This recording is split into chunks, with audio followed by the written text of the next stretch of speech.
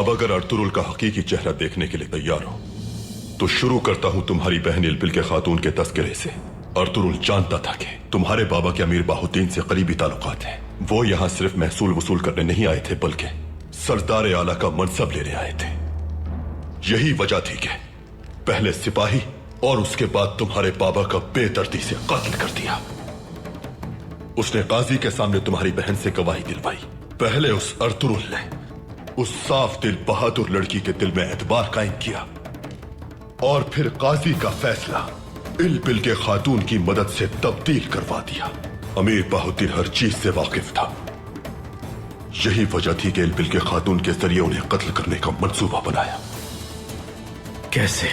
अमीर बाहुद्दीन के कत्ल होने से कुछ दिन पहले अर्तुरुल तुम्हारे औताक में अपने खानदान के साथ आया था। अमीर बाहुद्दीन से तुम्हारे वादे के बावजूद उसने इल्बिल के खातून का हाथ तुमसे अपने लिए मांग लिया।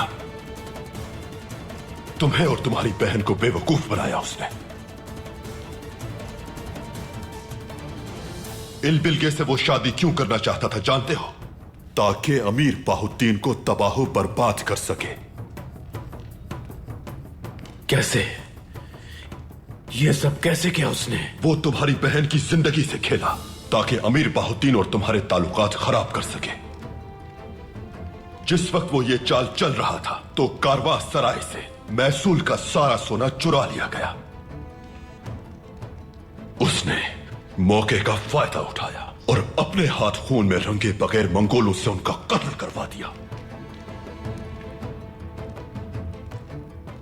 मेरे बाबा और अमीर बाहुद्दीन सरदार आला के मनसब के लिए मारे गए।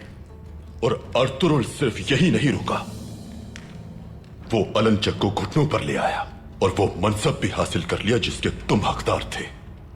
लेकिन अब अर्तुरुल को रोकने का वक्त आ गया है।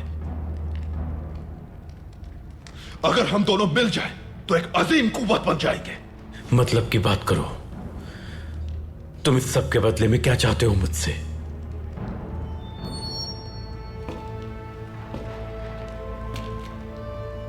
तुम्हारी दोस्ती।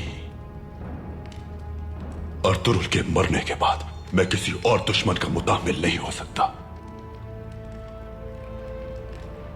बहुत जल्द अर्तुरुल को मार डालूंगा मैं।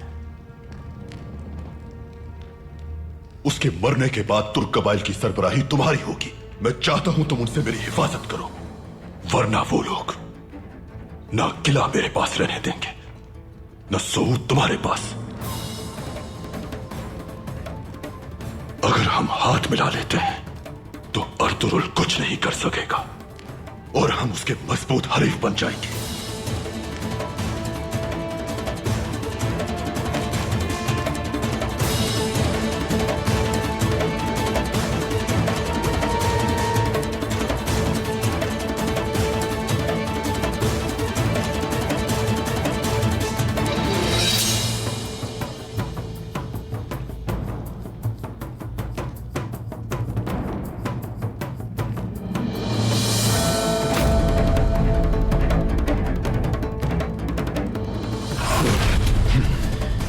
मैं तुमसे किसी हद तक वाकिफ हूं, लेकिन तुम मुझे बिल्कुल नहीं जानते ड्रैगोस।